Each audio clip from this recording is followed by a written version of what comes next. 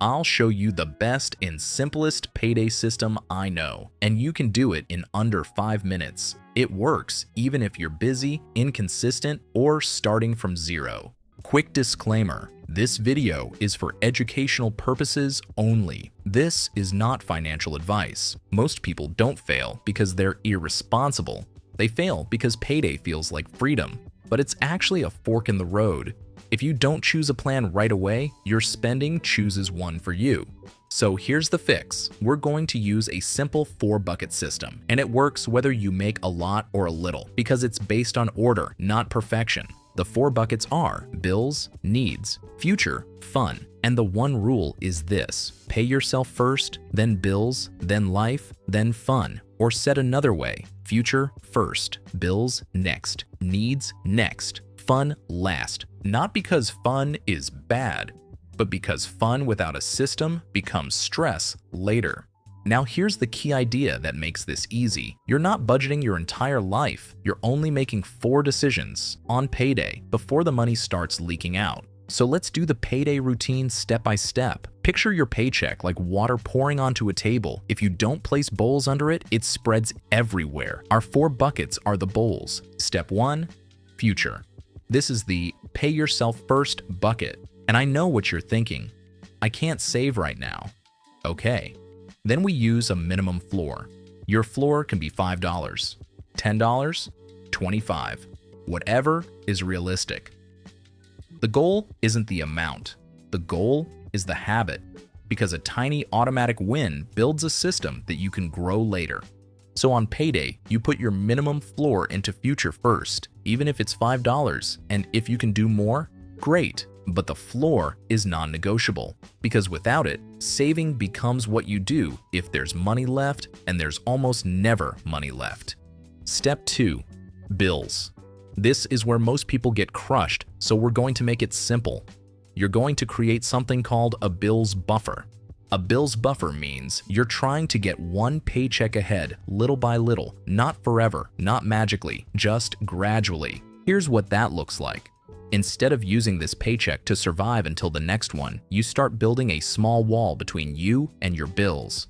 A wall that stops late fees, overdrafts, and that constant "I hope it clears" feeling, even if the wall starts small. So on payday, you send money into bills second. This is for fixed bills: rent, utilities, insurance, minimum payments, subscriptions, anything that will hit whether you like it or not. And if you're thinking, but bills hit on different days, perfect.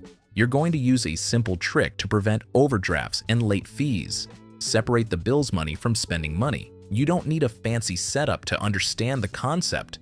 Just imagine 2 containers. One container is bills only. The other is spending. If your bills money and spending money are mixed together, you'll accidentally spend a bill, and you won't notice until it's too late. So step 2 is put bills money in the bills container.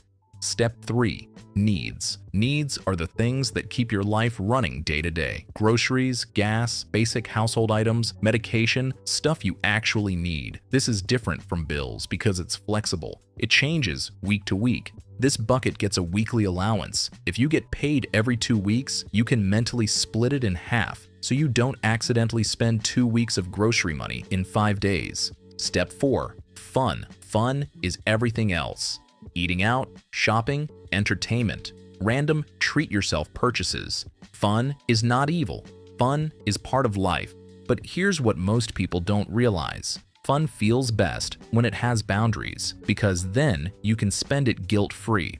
Okay, now let's run a concrete example with round numbers. Let's say you get paid $2,000 every 2 weeks. On payday, you do this. First, future. Let's pick a floor. $25. So $25 goes into future immediately. Now you have $1,975 left. Second, bills.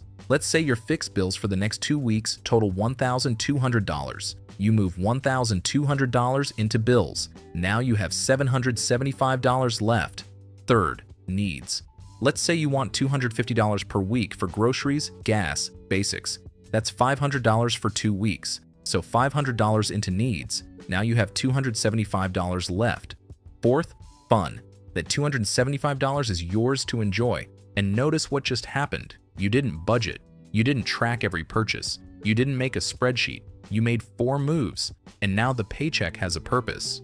Now, here's the part that makes this system powerful, the bills buffer. Let's say some months feel tight. Fine, the buffer doesn't have to be huge. If you can't get a full paycheck ahead yet, you can start with a mini buffer. Even $50, even $100, because that mini buffer prevents chaos. It's like having an umbrella. It doesn't stop rain forever, but it stops you from getting soaked. So each payday, when possible, you add a little extra into bills to build that buffer, even $10. And over time, late fees get rarer, overdraft risk drops, and your stress starts to shrink. Now, quick reality check. What about irregular expenses? Because this is where budgets usually break. Car repairs, birthday gifts, annual subscriptions, medical copays, holidays. These aren't emergencies. They're predictable, just not monthly. This is where we use true expenses, also called sinking funds. Think of a sinking fund like a tiny savings bucket for a future bill. For example, if you expect $600 of car repairs or maintenance per year, that's about $50 a month. Or if you know gifts and holidays cost you $400 a year, that's about $33 a month. You don't need to be perfect, just start with 1. So inside the future bucket, you can split it into 2 mini parts. Future equals savings plus true expenses. At first, your true expenses might be only $10. That still matters, because it turns surprise expenses into planned expenses. Now, let's hit the 5 common objections fast, because I know they're coming. First, what if my income is irregular? Then your system uses percentages instead of fixed numbers. The order stays the same. Future first, minimum floor, bills second, cover essentials. Needs third, keep life running. Fun last, only if it's there. With irregular income, the system protects you because it prioritizes stability before lifestyle. Second, what if I have debt? Then bills includes minimum debt payments, and future starts tiny. Your floor might be $5 while you stabilize, and if your debt interest is high, your future might be partly a small emergency cushion first, because a cushion prevents you from going back into debt when life happens. Third, what if I'm behind right now? Then your first goal is to stop the bleeding. Use the system anyway, but keep fun very small temporarily, not forever, just until you're current, and focus on the bills buffer, because being one step ahead removes the panic that makes everything harder. Fourth, what if I overspend? Then you need friction, because willpower isn't a system. Here's a simple friction trick. Make the fun bucket harder to access. Not impossible, just not one tap. If your fun money is separate, overspending gets less automatic, and when you do spend, you'll feel it earlier, which helps you stop sooner. Fifth, what if I hate budgeting? Perfect. This isn't budgeting. This is a payday routine. You're not tracking everything. You're directing the flow once. 4 decisions. Then you live your life. Now here's the small secret that makes this stick long term. Automation plus a 24-hour rule. Automation means your minimum floor savings happens without you thinking about it, even if it's $5. Because if it depends on motivation, it will disappear on a tired day. And the 24-hour rule is for anything you want to buy that isn't a need. If it's not in your fun bucket, you wait 24 hours, not to punish yourself, to protect your future self from impulse spending. Most impulse spending fades fast, and if after 24 hours you still want it, and you have room and fun, then you buy it guilt-free. That's a system. If this helped, like and subscribe for more simple systems like this.